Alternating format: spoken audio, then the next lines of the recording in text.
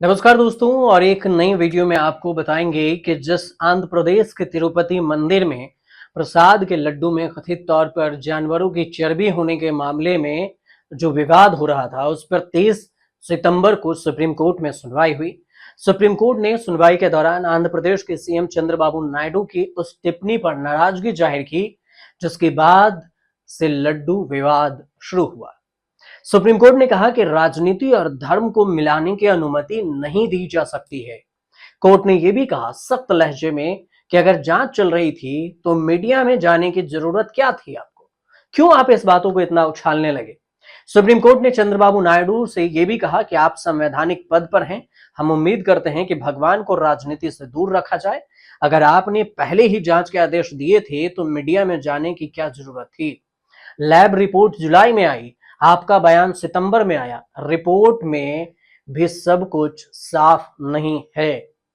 चंद्रबाबू नायडू ने 19 सितंबर को दावा किया था, पिछली सरकार के दौरान तिरुमाला लड्डू को बनाने में शुद्ध घी के बजाय जानवरों की चर्बी वाला घी का इस्तेमाल हुआ, फिश ऑयल का इस्तेमाल हुआ।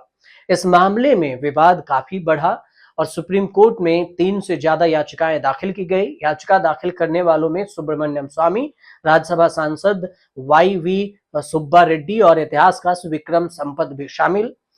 अब याचिकाकर्ता में लड्डू तैयार किए जाने और मंदिर के संचालन को लेकर दिशा निर्देश देने की बात कही गई।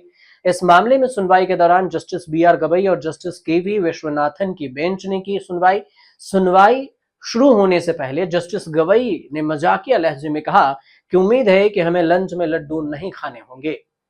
सुनवाई के दौरान जस्टिस गवई ने कहा कि आपने स्पेशल इन्वेस्टिगेशन टीम एसआईटी बनाई, जांच की रिपोर्ट आने से पहले ही आप मीडिया में क्यों चले गए? Justice KV. विश्वनाथन ने कहा कि इस मसले पर अगर आप पूरी तरह से पुख्ता नहीं थे तो आप जनता के बीच क्यों गए?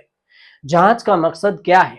सुप्रीम कोर्ट ने इस ओर और भी ध्यान दिलाया कि अब तक ये भी साबित नहीं हुआ कि जिस घी के बारे में बात हो रही है वो लड्डू बनाने में इस्तेमाल हुआ भी या नहीं। आंध्र प्रदेश सरकार की ओर से कोर्ट में कहा गया कि घी की गुणवत्ता की जांच की जा रही है। इस पर जस्टिस गवई ने कहा कि तो आपको फौरन मीडिया में क्यों जाना था? आपको धार्मिक भावनाओं का सम्मान करना चाहिए था।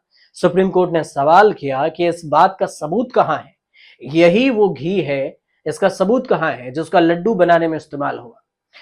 आंध्र प्रदेश सरकार की ओर से मुकुल रोहतगी सुप्रीम कोर्ट में पेश हुए। वकील रोहतगी ने कहा कि हमारे पास रिपोर्ट्स हैं। इस पर जस्टिस विश्वनाथन ने कहा कि रिपोर्ट साफ नहीं है।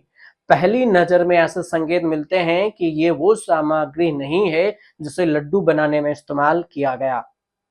आंध्र प्रदेश ने कोर्ट में आंध्र प्रदेश सरकार ने साफ कहा कि आप कह सकते हैं टेंडर गलत तरीके से दिए गए, मगर ये कहना कि मिलावट वाला घी इस्तेमाल किया गया, इससे सबूत कहां है? टीटीडी बोर्ड की ओर से पेश हुए वकील सिद्धार्थ लूथरा ने कहा कि लोगों के लड्डू खराब होने के स्वाद की शिकायतें थी। इस पर जस्टिस गवई ने कहा कि आपके हिसाब से जिन लड्डू का स्वाद अलग था, क्या वही लड्डू नेशनल डेयरी डिपार्टमेंट बोर्ड में जांच के लिए भेजे गए थे? इस मामले में अब 3 अक्टूबर दोपहर सुनवाई विस्तार से होगी। सुप्रीम कोर्ट ने 30 सितंबर यानी कि जो सुनवाई के दौरान कहा कि अच्छा ये होगा कि सॉलिसिटर जनरल इस मामले में सहयोग करें कि क्या एसआईटी जांच को ही जारी रखने दिया जाए या फिर किसी स्वतंत्र एजेंसी से जांच करवाई जाए। अब इस पूरे विवाद का जड़ समझिए कहां से शुरू हुआ। दरअसल तिरुमला तिरुपति देवस्थानम यानी टीडीडी के कार्य अधिकारी श्यामला राव ने 23 जुलाई को कहा था कि घी में वनस्पति तेल में मिलावट है, मगर 19 सितंबर को श्यामला राव घी में जानवर की चर्बी होने की बात कहते हैं।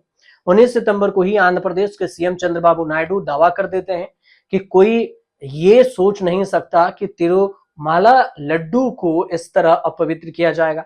पिछले 5 सालों में वाईएसआर ने तिरुमला की पवित्रता को अपवित्र कर दिया।